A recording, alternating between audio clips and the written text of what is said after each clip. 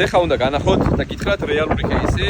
შიგორაზე დენია ჩამქრალი, იმიტომ რომ პრობლემა იყო, რაღაცა ავარია მოხდა და ეხლაც აი გადაგახედებთ სამეზობლოს. ახედეთ. თელს უბანში დენი არ არის. რამდენი სახლები, აი იქ მოჩანს უეჭველი გენერატორი აქ ან რაღაცა და არსად არ არის დენი და ჩვენთან ნახეთ. ჩახჩახებს ყველაფერი.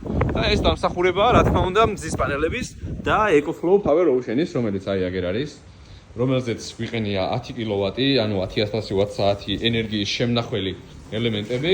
სახლის განათება ყველაფერი მოკლედ ამაზეა და 8 კილოვატი მზის პანელი გვიყენია. აი ეკრანი გვიჩვენებს, რომ დენი არ გვაქვს, grid out age-ია.